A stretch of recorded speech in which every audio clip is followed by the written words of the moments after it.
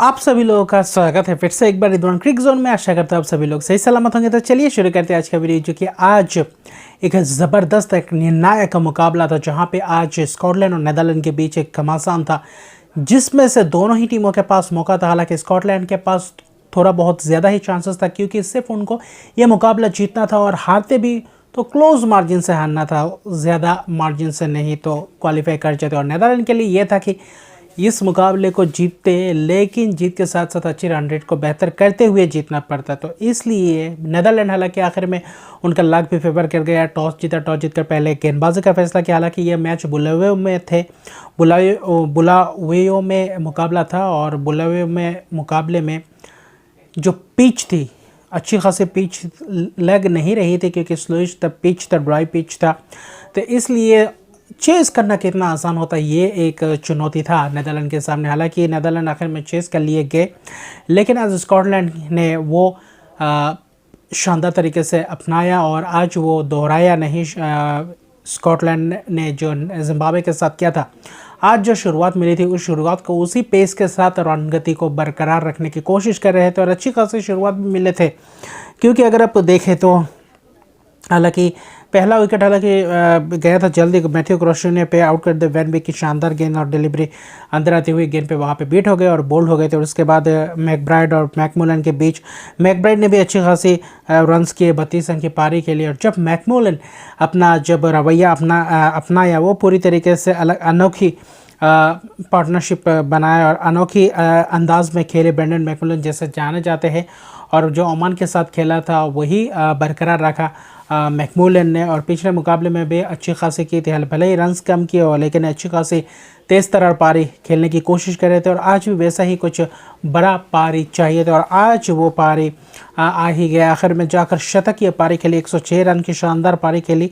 और उस पारी, इस इनिंग्स, मैकमुलन की इस इनिंग्स ने थोड़ी बहुत स्कॉटलैंड को जीवित रखा था इस मुकाबले में, और एक अच्छी स्कोर तक पहुंचने के लिए वो पूरी तरीके से नींव रख देते। और जहां पे मैकमुलन की बात है, 40वें ओवर के अंदर अंदर अपना विकेट गवा बैठे। हालांकि मानसी आज कुछ खास नहीं कर पाए, लेकिन कप्तान बेरिंगटन के साथ मिलकर अच्छी खासी पार्टनरशिप किए थे, जिसमें से अगर आप देखें तो करीबन 130-35 रन का पार्टनरशिप था मैकमुलन और बेरिंगटन कप्तान के बीच।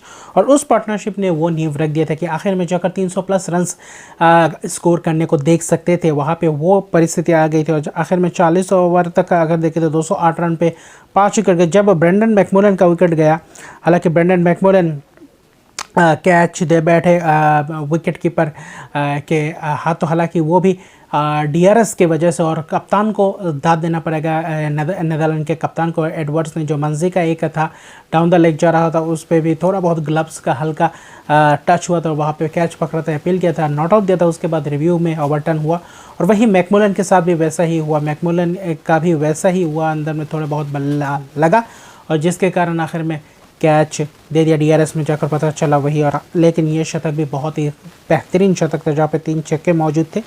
लेकिन उसके बाद जब तक थे, कप्तान के रहने तक अच्छी खासी थी, कप्तान के जाने के बाद एकदम से ललकारा गई टीम। और वहाँ पे जहाँ पे 300 प्लस, 310, 15, 20 तक एक वक्त ऐसा था कि वो भी लक्ष्य आसान था, लेकिन वहाँ पे जाते जाते 277 रन ही बना पाए। 50 ओवर के अंत तक 9 विकेट गए। हालांकि कप्तान की आज कप्तानी पारी देखी, 64 रन की शानदार पारी के लिए बाज़ लीड ने शानदार गेंदबाजी की, और आज बाज़ लीड बाज़ की तरह पूरी तरीके से नज़र आ रहे थे मैदान में।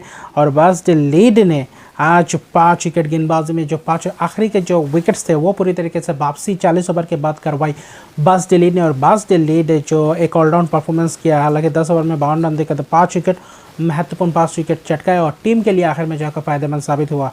और वही 278 रन चाहिए थे, जहाँ पे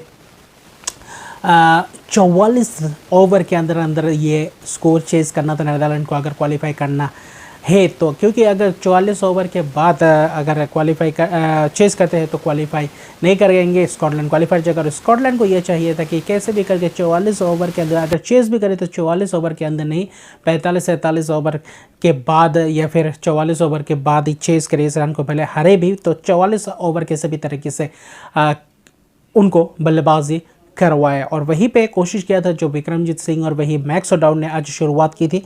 तो अच्छी पावर प्ले जहाँ पे चाहिए था 44 ओवर में 278 का लक्ष्य, उसमें पूरी तरीके से आक्रामक रवैया अपनाया। विक्रमजीत सिंह की अच्छी पारी थी, मैक्स ओडाउड ने भी उनका कंट्रीब्यूशन किया, लेकिन मैक्स ओडाउड पहले 10 ओवर में उतने खास अंदाज से बल्लेबाजी नहीं की थी। हालांकि थोड़े बहुत गेंदे लिए थे, लेकिन फिर भी रोटेट कर रहे थे स्ट्राइक को अच्छी तरीके से और शुरुआत में करीबन 59 रन बन गए थे पहले पावर प्ले में। और पावर प्ले जब ख़त्म हुआ उसके बाद लिस्क आया, माइकल लिस्क ने आकर जो झटके पे झटका दिया और वहीं से थोड़े बहुत लड़खड़ा गई नीदरलैंड की टीम। वहीं पे अगर विक्रमजीत सिंह की बात करें, दोनों ही एलबीट हुए, मैक्स ओडाउड, और क्या खूबसूरत वो गेंदबाजी की माइकल लिस्क द्वारा और वापसी करवाई स्कॉटलैंड को खास अहम वक्त पे, जहाँ पे 40 run Vikramjit Singh, max O'Dowd 20 run. उसके बाद बरेसी भी लेकिन उस वेस्ट लीड के साथ मिलकर अच्छी खासी पार्टनरशिप कर रहे थे, लेकिन बरेसी अच्छी खासी ऐसे बड़े टारगेट को चेस करने के लिए, हालांकि सलामी बल्लेबाजों ने 65 रन की साझेदारी दी थी, लेकिन उसके बाद धड़ाधड़ विकेट गिरते चले जा रहे थे। वेस्ली बरेसी, उसके बाद कप्तान तेजा निडामानुरु आए, उसके बाद तेजा निडामानुरु के भी विकेट गिर गए, 10 रन बनाए क्रिस ग्रिप्स, और वही ब्रेंडन मैकमोलन ने बरेसी को चलता किया था। तो इसलिए ये महत्वपूर्ण था कि वहाँ पे एक पार्टनरशिप चाहिए तेरे की अच्छी पार्टनरशिप, बड़े पार्टनरशिप, क्योंकि आप 278 का लक्ष्य का पीछा करे थे और आखिर में 10 ओवर के बाद थोड़ा बहुत धीमे हो गए थे। 22वें ओवर के करीब 100 रन बनाए थे, जहाँ पे और 20-22 ओवर में 180 के करीब चाहिए थे। तो वो बहुत ही मुश्किल था, क्योंकि एक तरफ से आपका विकेट गिरता चला जाए तो, लेकिन बस द लीड आज अलग ही अंदाज में दिखे। हालांकि पहले शुरुआत में थोड़े बहुत धीमे दिखे, लेकिन आज चाहिए था एक लंबी पारी, एक बड़ी पारी और पार्टनरशिप।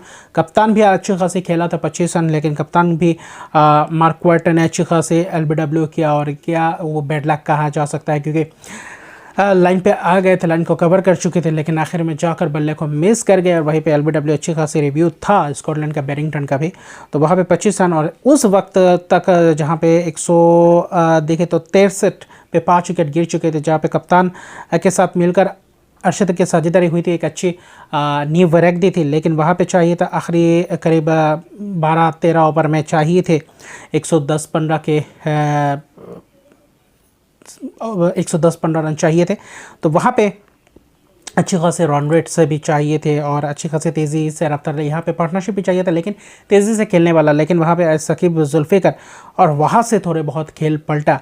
और 35वें ओवर के बाद अच्छी खासी थोड़ी बहुत तेज़ी लाई बरती, और वहीं पे बाज़ द-लीड ने भी अच्छी खासी कोशिश की, वही शकीब जुल्फ़िकर ने भी अच्छी खासी शॉट्स लगाने में उनका पार्टनरशिप में कंट्रीब्यूट करने की कोशिश की, और अच्छी खासी कंट्रीब्यूशन भी रहा।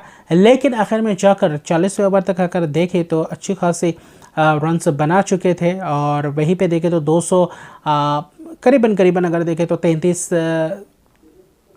रन के करीब बनाए थे, 233 रन 40 ओवर के करीब बना चुके थे। और वहाँ पे चाहिए था 4 ओवर में जीतने के लिए, वैसे तो 10 ओवर में चाहिए था 45, लेकिन क्वालिफाई करने के लिए नीदरलैंड को चाहिए था आखिरी 4 में 45 रन। और वहाँ पे आ गया ट्विस्ट, बस द लेड स्ट्राइक पे, और उस ओवर जो मार्क वेट को दिया था, एक अच्छी खासी गेंदबाजी करते, स्लोइश पिच था, चक्का मारना इतना आसान नहीं था। वहाँ पे बस द लीड ने पूरे निर्डर होकर वो शॉट्स लगाने की कोशिश की, और अच्छी खासी लेग साइड पे भी शानदार चक्का लगाया, और वही स्ट्रेट ड्राइव में भी अच्छा चक्का लगाया, और आखिरी उस ओवर के आखिरी गेंद में भी चक्का लगाया जुल्फ़िकर को।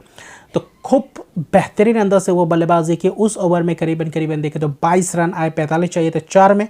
उसके अगला ओवर किया आपके, अगर आप देखें तो मैकमुलन को भी 2 छक्के पड़े उस ओवर में, और 2-2 रन से बटोरे, doubles running between the wicket. फिर से एक और बार दिखाया नीदरलैंड की कैसे ऐसे बड़े मुश्किलात, ऐसे बड़े रन्स को कैसे टारगेट चेस किया जाता है, और कैसे प्रेशर में और विकेट गिरने के बावजूद कैसे अगर छक्के चौके ना भी मारे तो कैसे रनिंग बिटवीन द विकेट अच्छा करके रन्स बटोरा जा सकता है, और जो रन रेट चाहिए था रिकॉर्ड रन रेट, उसको कैसे मेंटेन किया जा सकता है। वही दिखाया आज, वही दम दिखाया, और नीदरलैंड डिज़र्व भी करते थे इस चीज़ में पहुंचना, इस वर्ल्ड कप क्वालिफायर से क्वालिफाई करना। हालांकि स्कॉटलैंड भी का हर्ष ये रहा, क्योंकि लक तो उनके फेवर में था, सब कुछ उनके फेवर में था और वहाँ पे नीदरलैंड को जो जो चाहिए था वो उनको नीदरलैंड को फेवर कर गया। आखिर में बस डिलीट जो अशरते के पारी खेल गए 123 रन आखिरी 2 ओवर में, ख़ास में 4 में 45 चाहिए तो उस 2 ओवर में पूरी तरीके से समाप्ति कर दिया। 2 ओवर में करीबन 3 छक्के लगाए।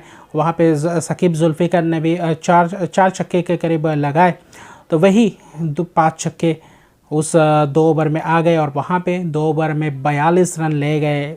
41वें ओवर में 22 और वही देखें तो 42 ओवर में 20 रन, तो वहाँ पे 42 रन आ गए और 2 ओवर में चाहिए थे सिर्फ और सिर्फ 3 रन। वहाँ पे आखिर में बेस्ट लीड पे रन आउट हो गए। 123 रन बनाए 92 गेंद में 5 छक्के और 7 चौकों की मदद से, और वो पार्टनरशिप आखिर में जीत दिलवाई। ख़ास तौर पे देखें तो 113 रन का वो पार्टनरशिप था, जहाँ पे 163 पे 5 विकेट 13 ओवर के करीब चाहिए था। वहाँ पे 117-18 रन और वहाँ से ही मुकाबला 110-15 रन चाहिए थे, वहाँ से ही मुकाबला वो पार्टनरशिप चाहिए था, एक बड़ा पार्टनरशिप, एक मिरेकल चाहिए था, वो मिरेकल हो गए। बस डिलीट की जो मेहनत थी आज जो रंग लाई, आज बस डिलीट का ही दिन तक कहा जा सकता है नीदरलैंड के लिए। और आखिर में नीदरलैंड जो मुश्किलात का सामना करना पड़ रहा था आखिरी 4 ओवर के सामने और आखिरी के कुछ 8-10 ओवर, वहाँ पे पूरी तरीके से मैच को अपने गिरफ्त में किया। जैसे कि वेस्ट इंडीज़ के साथ खेला था वैसे ही आज जो बस डिलीट आज इस मुकाबले में खरे उतरे और ऐसे टीम वर्क देखने में और भी ज़्यादा ज़बरदस्त आनंद लगता है। और आखिर में जाकर 4 विकेट से मुकाबला जीता और ये मुकाबला देखें तो 42.5 ओवर में, यानी कि जो 44 ओवर में समाप्त करना चाहिए था, यानी कि 44 ओवर में से भी 7 गेंद पहले समाप्त कर दिया मैच। 278 रन चेस कर गए और 2011 के आईसीसी क्रिकेट वर्ल्ड कप में क्वालिफाई हुआ था भारत में, जहाँ पे 2011 का वर्ल्ड कप हुआ था। भारत बांग्लादेश और श्रीलंका एक साथ मिलकर जो किया था 2011 का वर्ल्ड कप, वहाँ पे होस्ट किया था, तो वहाँ पे नीदरलैंड खेला था और उसके बाद 2015-19 में क्वालिफाई नहीं कर पाए तो 2023 और ये भी इंडिया में ही होने वाला है। और कैसे नीदरलैंड जो पीछे था कैलकुलेशन में, जहाँ पे जिम्बाब्वे के लिए आसान था मौका, उसके बाद जिम्बाब्वे को हराने के बाद स्कॉटलैंड के लिए मौका आसान था पहुँचना, लेकिन वहाँ पे नीदरलैंड पीछे से आकर बाजी मार गए। तो इसे कहते हैं क्रिकेट अनिश्चितताओं का खेल है, यहाँ पे प्रेडिक्शन फेल है। तो यही सब होता है और ऐसे मुकाबले देखने में भी दिलचस्प होता है और ऐसे आईसीसी को भी सोचना पड़ेगा कि आने वाले ऐसे ओडीआई वर्ल्ड कप में ख़ास तौर पे टीम को ज़्यादा से ज़्यादा बढ़ाए। और क्योंकि ऐसे ICC cricket world cup qualifier में ऐसे डिज़र्विंग टीम थे जो क्वालिफाई करने के लिए पूरी तरीके से डिज़र्व करते थे, लेकिन वहाँ पे 2-3 टीमें रह गई क्योंकि 2 ही स्पॉट थे, 10 ही टीम का मुकाबला होने वाला है आईसीसी क्रिकेट वर्ल्ड कप में 2023 में। तो इसलिए ये 2 टीम क्वालिफाई करके श्रीलंका और नीदरलैंड। अभी कल एक मुकाबला है, ये बस औपचारिकता ही बाकी है वेस्ट इंडीज़ और श्रीलंका के बीच, ये भी एक मुकाबला तगड़ा रहेगा, ये भी दिलचस्प रहेगा, लेकिन रिजल्ट के तौर पर औपचारिकता है, लेकिन मुकाबला ज़बरदस्त होगा और वही फाइनल में हरारे में भिड़ेंगे 9 तारीख को। वो होगा अगर आप देखें तो नीदरलैंड और श्रीलंका। तो वहाँ पे देखते हैं कौन बाजी मारता है और ICC cricket world cup qualifier का खिताब कौन जीतता है। तो अभी के लिए इतना ही। अगर अभी तक मेरे चैनल को सब्सक्राइब नहीं किया तो मेरे चैनल को सब्सक्राइब कर दीजिए, लाइक शेयर कमेंट जरूर कीजिए। तब तक के लिए गुड बाय।